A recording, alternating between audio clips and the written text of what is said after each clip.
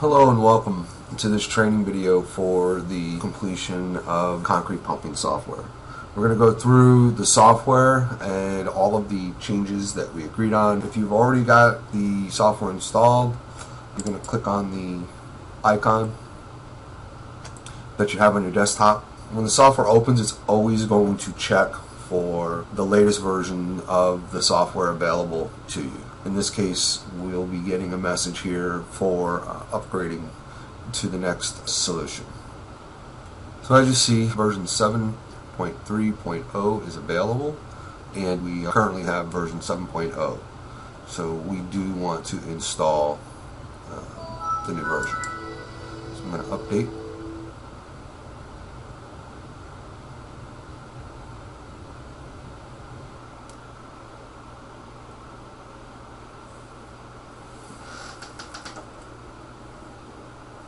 Just follow the screen prompts, accept the terms,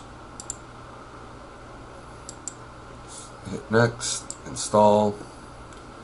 The most recent version we'll go ahead and install onto the computer.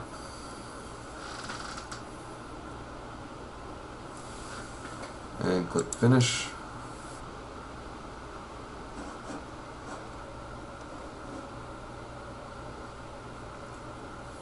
You'll notice that now there is a login screen that will come up instead of just launching the software. This is so that we were able to add the permissions.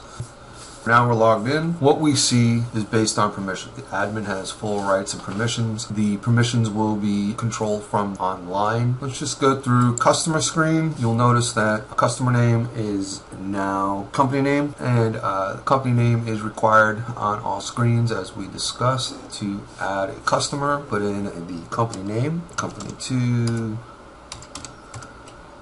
Joe, put in a real address so we can see where this is at. What I'm doing is just tabbing through. If you want to assign a salesman to the company, you can. You'll notice that the required fields are encased in the red box as required. Add the phone number. Prelim is set, already checked. Noticed owner, activated, already set. We're going to hit save, and we've now added this company. We can add a customer from the customer screen or from the dispatch screen. You'll notice we have a little bit more information for you for a quick glance. I want to see everything that's going on with Synestoza Technologies, and we can see that they have one job site assigned to them, 2 work orders that have been invoiced, and total amounts. We set up the job site for Synestoza Technologies, and you'll notice now it's right here, my site 3. So let's go to that job site. And there's our job site for Synestoza Technologies. The phone number dash the site name is the ID as discussed.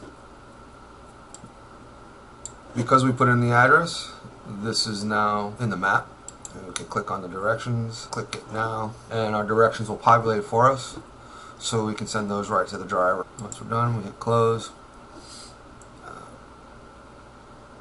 Scrolling the mouse when you're on top of the map will allow you to zoom in. Right. Now that we've entered our job sites, let's go ahead and put in a work order. So we're on the dispatch screen, and we're going to go ahead and add a work order for Synestoza.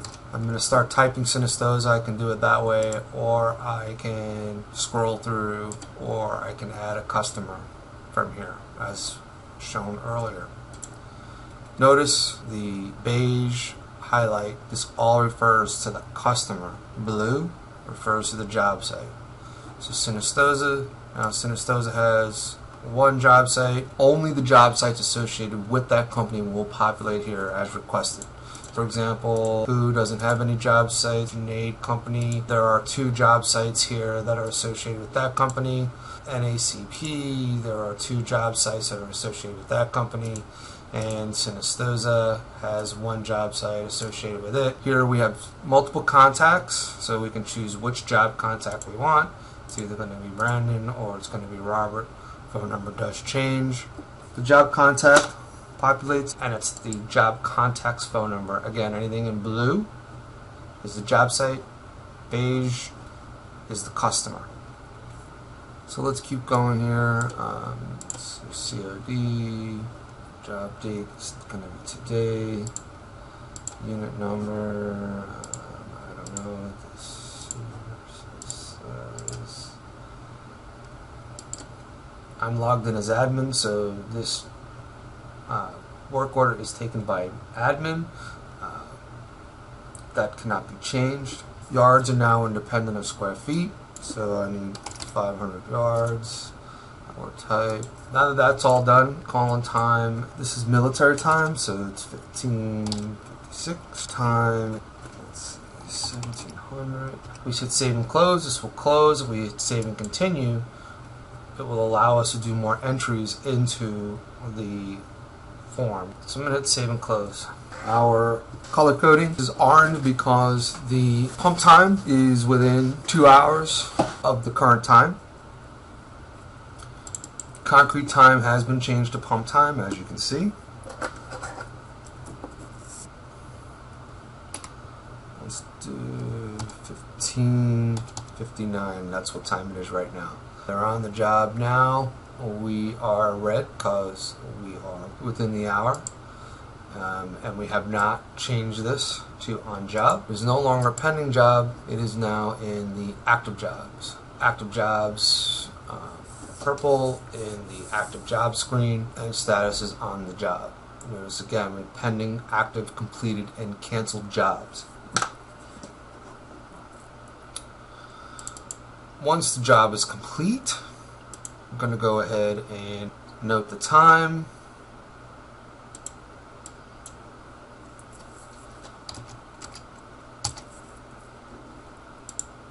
Job done. Job completed will now be here on the completed jobs tab, and the color will be green as required. Times are being populated now, as you can see. Again, customer, job site address. Remember, the customer's address is 1610 Northwest 3rd Avenue, but the job site address is 4400 Northwest 4th Street, and we are billing to the customer address, right? So when we create the invoice should be the customer's address. So we're going to go ahead and invoice this customer. Add the labor. Now that we've hit save, we have an invoice number, 21077. We can print that invoice if we'd like from here. Here's an audit trail so that you can see who is doing what. So admin did all of this. Admin changed these prices.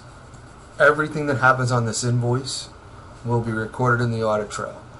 The invoice is also not accessible unless you have the necessary permissions to access that. We change from job done to invoice done. None of this information can be edited from this screen.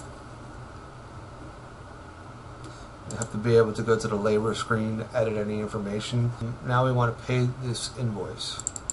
So we just got to check, so we want to add a credit memo for Synesthesia Technologies.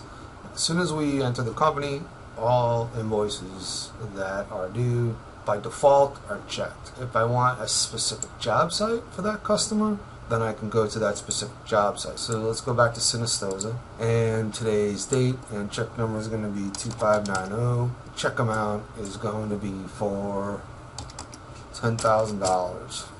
Now notice that all of Synesthethia's invoices have been paid, and they now have a credit balance.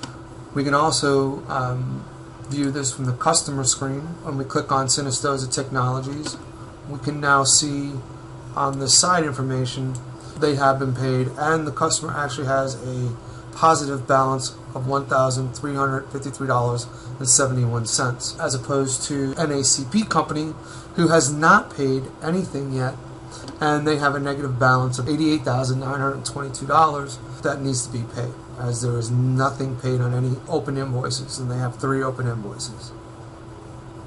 Those invoices have been invoiced.